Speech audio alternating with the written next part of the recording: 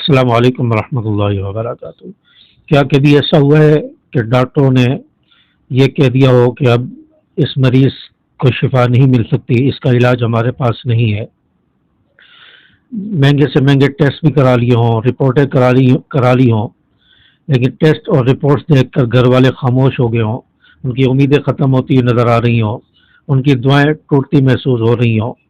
اس نا امیدی کے عالم میں انہوں نے ایک ایسا عمل شروع کیا ہو جس سے امیدیں وابستہ ہو گئی ہوں، زندگی میں ایک نئی روح پیدا ہو گئی ہو۔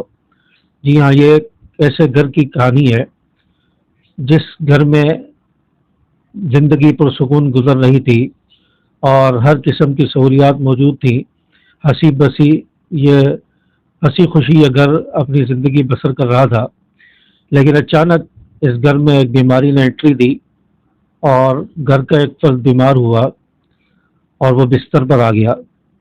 اس کے مہنگے مہنگے علاج کرائے، ٹیسٹ کرائے، لیکن تمام ڈاکٹروں نے یہ کہا کہ اب اس کا علاج ممکن نہیں ہے۔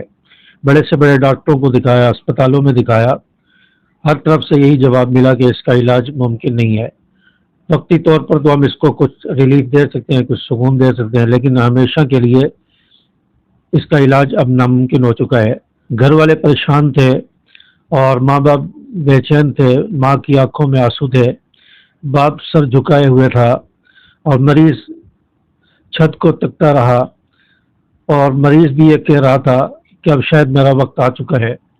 یعنی اس کنڈیشن میں مریض تھا۔ جب ہر طرف سے نا امیدی ہو گئی تو کسی نے ان سے کہا کہ اللہ کا در تو کھلا ہے، اللہ کا دروازہ ہے، اللہ کے در سے بھی شفا مل سکتی ہے۔ تو انہوں نے کہا کہ آپ جو استغفار پڑھو، دوا بھی کرو، دوا کے ساتھ ساتھ استغفار بھی پڑھو، استغفر اللہ استغفر اللہ، اور اس کی کوئی تعداد نہیں ہے، جتنا چاہو پڑھو، جتنا مرضی پڑھو۔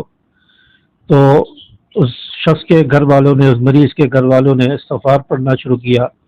مریض کو بھی کہا گیا کہ وہ بھی استغفار کرے، اور وہ بستر پر لیٹے لیٹے استغفار پڑھتا رہتا۔ گھر والے بھی استغفار شروع کر چکے تھے، اور ساتھ ساتھ دوائیاں بھی چل رہی تھی اور ساتھ ساتھ استغفار بھی چل رہا تھا۔ تو کچھ دن کے بعد انہیں دل میں سکون محسوس ہوا، انہیں کچھ تبدیلی نظر آئی۔ یہ تبدیلی مریض کے بیماری ختم ہونے کی نہیں تھی، بلکہ دل کی تھی۔ دل میں سکون آ گیا تھا، نا امیدی امید میں بدل چکی تھی، اور طبیعت ریلیکس ہو چکی تھی۔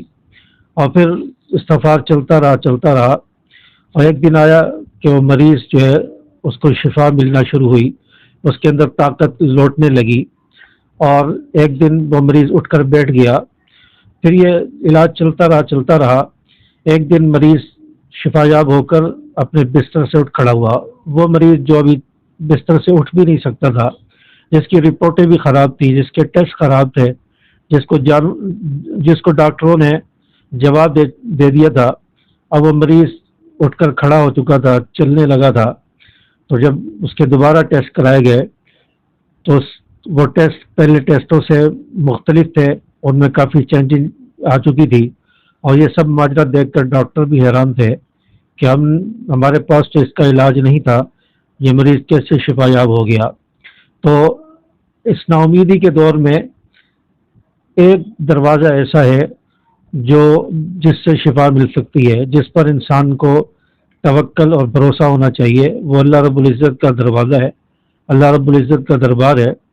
یہاں سے بھی انسان کو شفا ملتی ہے، جب ہر چیز، ہر امید جو ہے وہ ٹوٹتی ہوئی نظر آ جائے، جب ڈاکٹر بے بس ہو جائیں، ہاسپٹل والے بے بس ہو جائیں، رپورٹیں خراب ہو جائیں، پھر اللہ کا دروازہ ہے، اللہ کا در ہے۔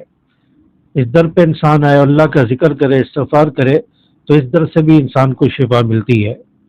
تو اس لیے جب بھی آپ کو کوئی بیماری لاحق ہو یا کوئی لا علاج مریض ہے، اسے کہا جائے کہ وہ استغفار کی کثرت کرے، استغفر اللہ ربی استغفر اللہ ربی، جتنا زیادہ چاہے، ہزاروں میں پڑھے، لاکھوں میں پڑھے، وہ پڑھتا رہے، گھر والے بھی ساتھ ساتھ پڑھیں، تو انشاءاللہ اس کلمے کی برکت سے بھی بیماریاں ختم ہوتی ہیں، شفا ملتی ہے، اور لا علاج مریض بھی شفا یاب ہوتے ہیں۔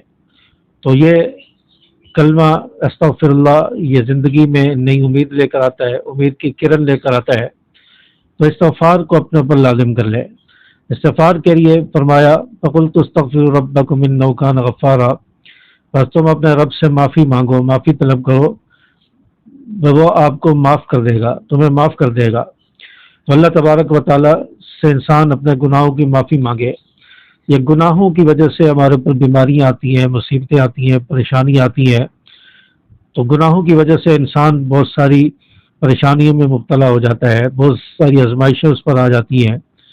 تو جب استغفار پڑھیں گے، ہمارے گناہ مٹیں گے، تو اللہ تبارک و تعالیٰ ہمیں شفا بھی دیں گے، ہماری روحانی جو صحت ہے وہ بھی درست ہو جائے گی، روحانی سکون بھی ملے گا اور جسمانی سکون بھی ہمیں ملے گا۔ تو اس لیے استغفار کو اپنے اوپر لازم کریں، استغفار پڑھنے کی ضرور کوشش کریں۔ آج کل بیماریاں اتنی زیادہ کیوں ہیں؟ پہلے زمانے میں، پہلے دور میں اتنی بیماریاں نہیں ہوتی تھی، دوائیاں اتنی لوگ نہیں لیتے تھے، ہاسپٹل اتنے زیادہ نہیں ہوتے تھے، لیکن آج جگہ جگہ ہاسپٹل کھلے ہوئے ہیں، ایک سے ایک ہاسپٹل کھلا ہوا ہے اور ایک سے ایک کلینک کھلا ہوا ہے، اور بیماریاں ایک سے ایک نئی نئی بیماریاں آ رہی ہیں۔ تو ایک آدمی کئی بیماریوں میں مبتلا ہے۔ تو یہ اسی وجہ سے کہ گناہ بہت زیادہ ہو گئے، انسان اللہ سے دور ہو گیا، اللہ سے اس کی توجہ ہٹ گئی، اور انسان گناہوں میں مبتلا ہو کر اپنے آپ کو مصیبتوں پریشانیوں میں ڈال چکا ہے، بیماریوں میں مبتلا کر چکا ہے۔ تو اس لیے انسان کو گناہوں سے بچنا چاہیے اور استغفار پڑھنا چاہیے، اللہ تبارک و تعالیٰ سے عافیت مانگنی چاہیے۔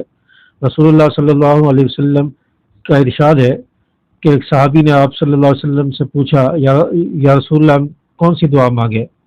آپ صلی اللہ علیہ وسلم نے فرمایا اللہ تعالیٰ سے ہمیشہ عافیت مانگا کرو۔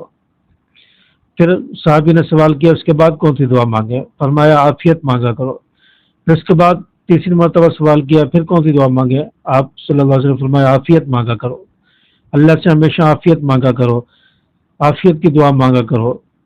تو عافیت انسان کو ہوگی تو ساری زندگی درست گزرے گی، زندگی کے تمام معاملات، تمام حالات درست گزریں گے، تو زندگی میں سکون آئے گا۔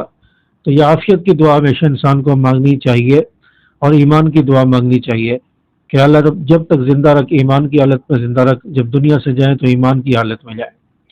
تو استغفار یہ نا امیدی کو ختم کرتا ہے اور امید کی کرن پیدا کرتا ہے، بیماروں کو شفا دیتا ہے۔